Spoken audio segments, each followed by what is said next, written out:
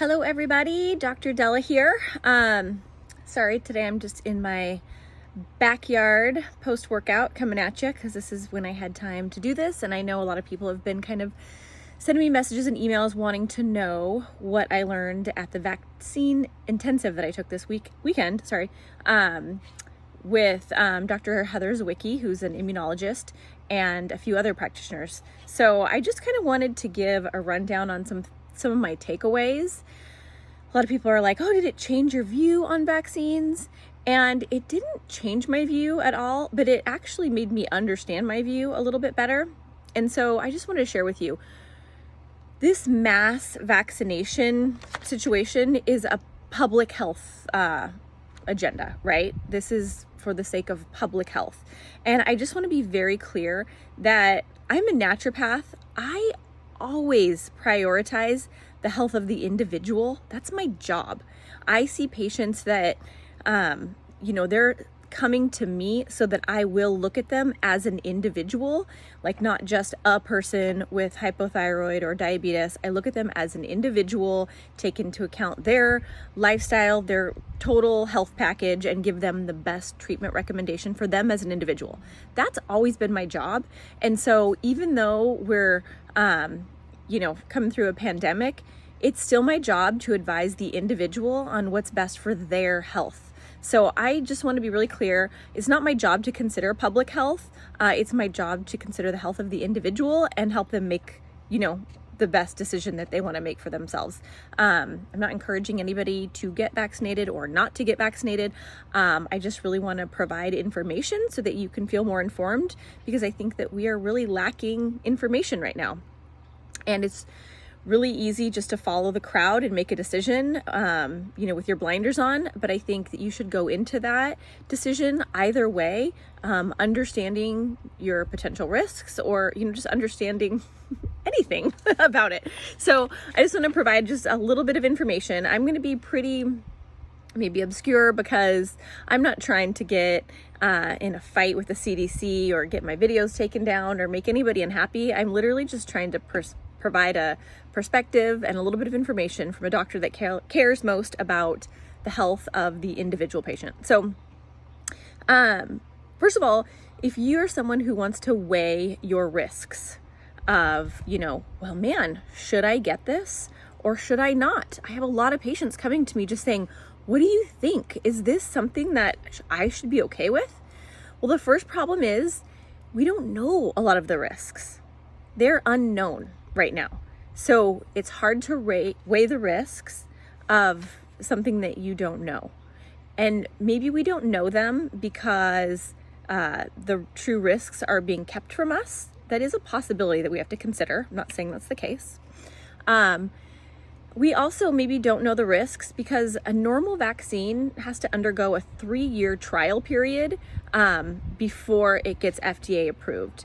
And these vaccinations underwent a couple months of trials before they were, approved for use for emergency authorization use. So literally the people that are getting injected are the test subjects. And I'm not saying that in a negative way. That's where we're getting our information about reactions and, what happens to these people long term. You're the test subjects if you've already gotten vaccinated. That's where we're gathering the information, because the normal 3-year trial period obviously was bypassed because of emergency use order. So we don't know a lot of the risks. When I see doctors on TV saying that it should be safe for pregnant women, we have no reason to think it's not safe. Man, that's so unethical to me, because how can you advise someone to put something in their body that could potentially harm their fetus if you don't know either way if it's safe? You don't have any reason to, think that it's not safe. We don't have any information to think that it is safe either. So, I just want to be really clear that we just don't know a lot of things. What we do know about the immunology and the way that it affects the immune system is that these mRNA vaccines have a high potential of either initiating autoimmune disease or flaring already existing autoimmune disease. So my patients with autoimmune disease, they have to, weigh that for themselves. How is their health? What are they doing to keep their autoimmune disease in check? And do they feel that it's going to be okay, that they can manage a flare and that they're willing to risk that, whatever that looks like for them? Or is that something that is just not okay with their health picture, that they're not willing to risk? And they've got to weigh this with, what is your overall health? What's your overall risk of getting COVID and not recovering, right? So these are all the things that we should be thinking about weighing for our personal health. And if we feel strong enough about, public health, that we're just happy to jump in head first and risk our own health, more power to you. I wish that I was that brave, but I've got a business to run and a family to take care of. And I struggle with some health issues myself, and I'm not willing to go to that place of sickness, potentially to fall on the sword for people that can't even get off the couch and exercise or eat a balanced diet. And I'm not trying to be an asshole when I say that, but we know that the majority of people that are at risk of negative COVID outcomes, whether it's death or the long COVID, is people that don't have a healthy diet and lifestyle. And again, not everybody falls in that category. For sure, there are people that are affected that do not fall in that category. We know that. But the amount of people that is true for comes nowhere near representing a pandemic. Nowhere near representing a pandemic, okay? So if I'm asked to sacrifice my health, what are these other people being asked to do? We're not even talking about diet and lifestyle changes. We're super happy to let them continue their poor diet and being sedentary and accumulating inflammation that is going to keep their health in a horrible situation, while a lot of us put a lot of work and effort, make a lot of sacrifices to make our health, keep it in a good place where I know that I can recover from COVID and I'm happy to do so. But I'm not allowed to, because I have to fall on the sword and potentially spark autoimmune disease in myself in the name of these other people that aren't asked to do anything in the name of their own health. So that's where I have a little bit of a hard time. Again, everybody has to weigh these things for themselves. I'm not making any recommendations here, just giving, some thought-provoking opinion, hopefully. It's also, if we're looking at the individual patient, a vaccine schedule, the first vaccine from the second vaccine, should be spread out a ways for you to have a proper immune response to the vaccine. Should be spread out about 3 to 6 months probably. And obviously we're in a state of emergency, especially here in Portland, let me tell you. The sky is falling. And so they're speeding it up. It's an emergency. So they're telling everybody, everybody get it 28 days apart. I can tell you that's not what's best for anybody's health, probably. It's, when we're talking about individuals, it's not what's best for any individual. But we're being asked to do this again because we've got to hurry up and get vaccinated so that we can protect the vulnerable population. So if you want to do it with your own health in mind, I would consider spreading out the vaccines a little bit longer so that your immune system has a little bit of a chance to rebound and have a proper response. Which brings me to another point is, the reason everybody's being asked to vaccinate, even if you've already had COVID, which is like, what the heck, why are we even doing that? Is because we know that people who are really unhealthy, who have a lot of inflammation, this is people who are obese and have a lot of those comorbid conditions, we know that they have such high levels of inflammation that their immune systems are likely not clearing COVID infections. Even if they get them and come through it, it's likely that their immune system didn't go through the whole process to create antibodies for them because they were so held up in the inflammatory process that their body couldn't even have a proper immune response that gives them, antibodies to COVID. And so because there's so many of those people in our population, now everybody's asked to vaccinate, whether you've had COVID or not. So to me, that's a little also biased towards the people that aren't taking care of themselves, not taking healthy people into account. And, they have vital immune systems. They cleared the virus just fine.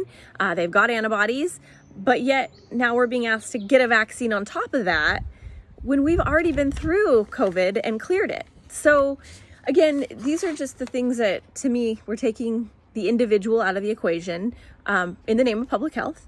And I guess you have to decide for yourself if you feel like that's the right thing to do. What else did I want to mention today? Children. Now there's this idea that we're going to research the vaccine and start vaccinating our kids. So kids were never at risk for COVID, never had any negative outcomes from COVID. Oh, I'm sure there's one kid that we could speak of and, here or there. And my argument to that is like, one kid's going to stub their toe and die. Like it happens. So I don't want to diminish, if that was your child. But there are, genetic things to think about. There are lots of crazy things where a couple kids here and there could have negative outcomes. But we are seeing more and more kids coming down with more symptoms of COVID. And now we're talking about vaccinating them because of that. Why in the world do you think we didn't have kids getting sick from COVID before and we do now? It's so obvious to, I think, anybody in my field of medicine.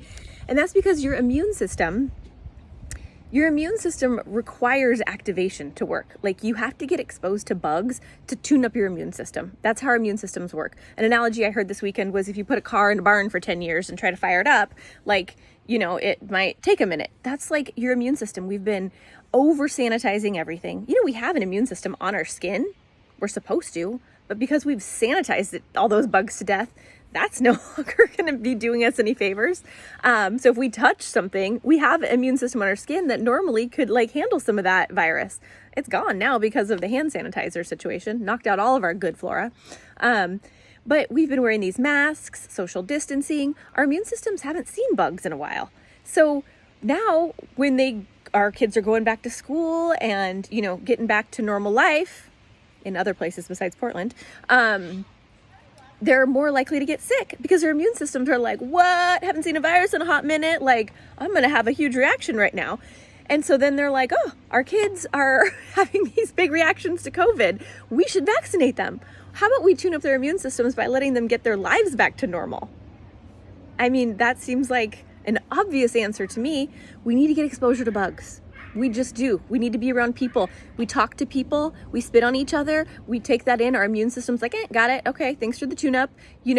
That's how life works. That's how we've always existed on this planet. So I think it's important for our kids to be with other children, unmasked, exchanging germs so that their immune systems can tune up. Then they will have no problems with COVID whatsoever. Kids in general don't have these high levels of inflammation and comorbidities yet. Some do, sure. But very, very few, right? So that's why our kids are protected, because their immune systems are operating at a high level when they're young, because they haven't been bogged down with years of inflammation and all this other stuff that prevents your immune system from working properly.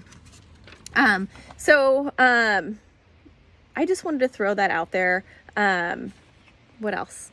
I think that's good for now. There's some more specifics about which dose might be most, or which vaccine might be most appropriate for you as an individual, but I'm going to just reserve that for my patients if they ask. I just wanted to throw out hopefully some thought-provoking truth and not trying to get in an argument with anybody. This is all the information I provided, literally came from a vaccine intensive that I spent the entire weekend attending. A lot of information, and it just makes you think. We're in a public health crisis, so you have to determine if that means that for yourself, if you are going to be sacrificing your health, falling on the sword in the name of public health. And a lot of people are. All right. I'm happy to see the outcome of what happens. I'm excited to see the results of what happens to those people's health down the line, because some of the things we won't know for years, because if you're pregnant and you get vaccinated, how can we say that everything went well until your child grows up and, they develop and they're, a couple years old, so we even know how that went? We won't even know till then. Autoimmune disease, builds in systems for years, like 10, 20 years, autoimmune disease can start building and then it flares. This can initiate onset of that, but maybe not right away, but maybe in the next couple years, we see that autoimmune disease is really, really, really increased. So I just wanted you to think about that. Let me know if you have any questions. I'm not promising I'll answer them all, but